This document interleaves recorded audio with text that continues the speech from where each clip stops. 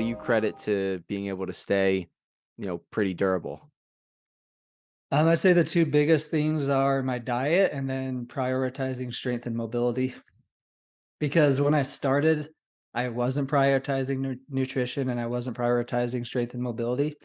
And I wasn't necessarily like getting injured, but like I was having like a lot of like IT band issues, for example. Like I had IT band flare ups all the time when I started and I didn't know how to take care of it.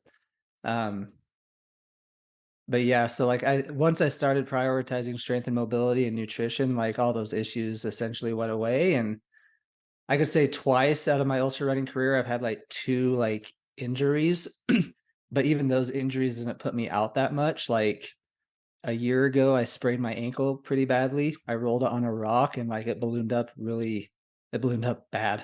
And this was actually like a month or a month and a half before I tried going after the Arizona Trail FKT. And I was a little bit worried I wasn't going to be able to do it, but like, I essentially cleaned up my nutrition even more. I prioritized mobility even more.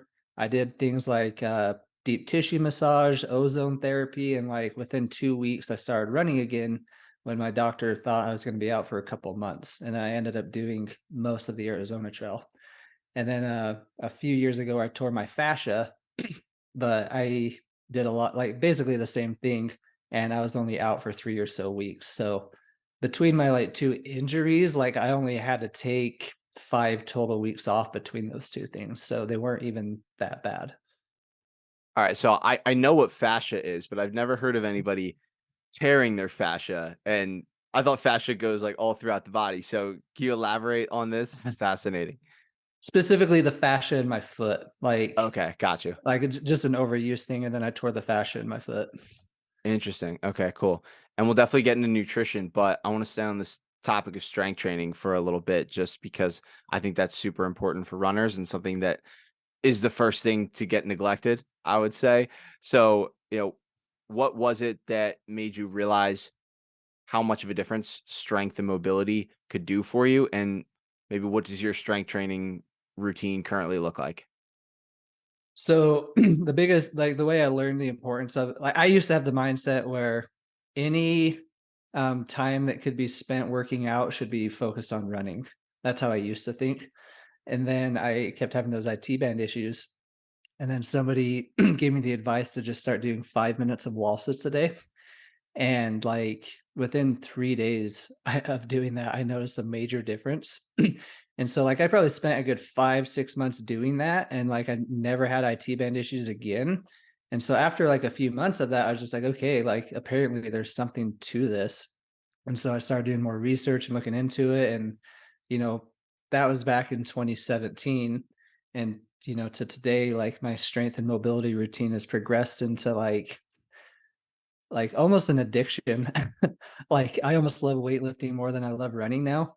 But, like, I do a lot of exercises to engage my glutes just because, I personally believe a lot of issues that people get with running are, like, stemming from weak glutes or your glutes not firing. So, that looks like a lot of squats, a lot of Bulgarian split squats.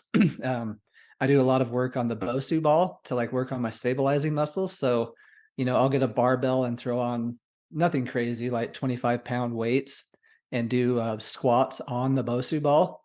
So I'm engaging those glutes, but I'm also working on my stabilizing muscles.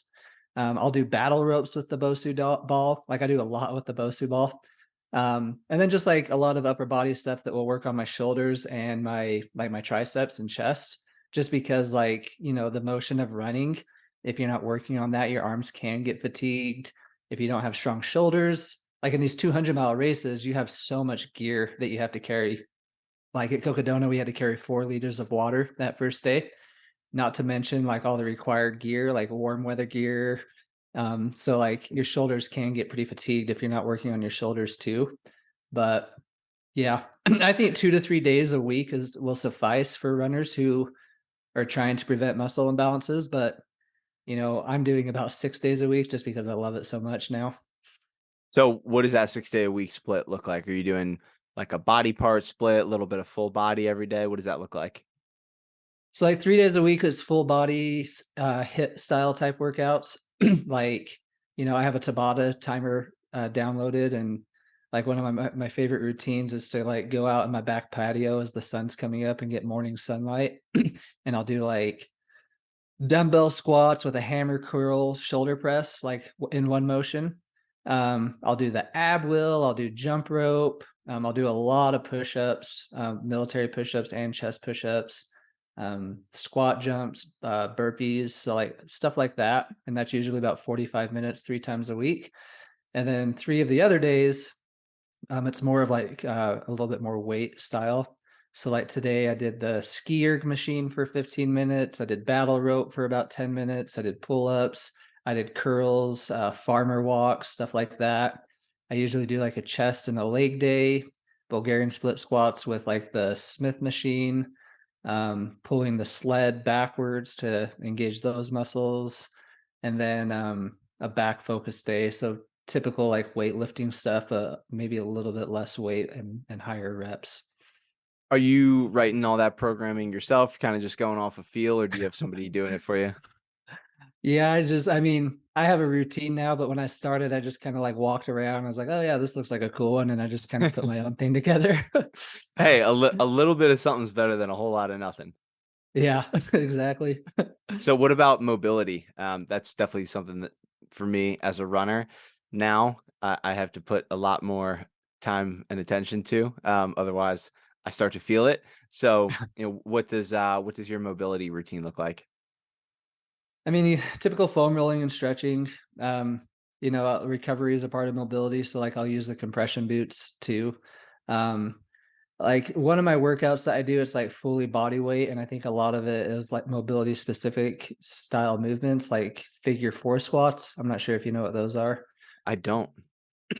It's um it's basically like so like you're standing up and then you bring one of your foot above your knee. And so like it Okay. looks like you're making a four. Yeah. And then you basically kind of like bend forward and squat, and it like makes your glute stretch a little bit. I don't know if I'm that's in making sense. No, no, no, 100%. I know what figure four, like, stretches when you're laying down, so I was just picturing you Yeah. doing that, like, standing up, so, yeah, Yeah. that seems like it'd be a tough one. Yeah, it is. So like that, pistol squats, side lunges, which is more of just like stretching your groin basically, but stuff like that. Okay, cool. Do you incorporate any sort of, like, plyometrics or anything like that? Because one thing I realized doing my first trail run was, okay, like, basically, especially when you're running downhill and doing, like, downhill technical running, I was like, "Okay, plyometric work," like, luckily, I've done so much of it in my life playing football. I've done so many, like, you lateral movements and plyometrics that was able to help. That I realized, okay, definitely gotta do a lot of that. You had already touched on it, glute strength, that was big. But also, like, core strength, I felt too, like, especially on, like, those downhill technical runs, like, I felt myself, like, having to really brace my core, especially if you're, like, jumping off of a rock and landing and, like, having to, like, keep going without turning it into a full-on sprint. Yeah. I mean, core is a huge one. I don't know if you've seen at the end of these races, like the people who come in and they're like leaning really bad. So Yep. that's usually from what I've seen related to a weak core. And so I do implement core throughout the week. Everybody I coach, I give them core workouts to do. So I do think core is important. And then really the only lateral type movements I do are lateral banded walks. Sometimes at the gym, I'll throw down a ladder and like do like those football style movements where you move your feet real quick through the ladder. But I've seen just like lateral band walks and engaging my exercises to engage my glutes have been enough.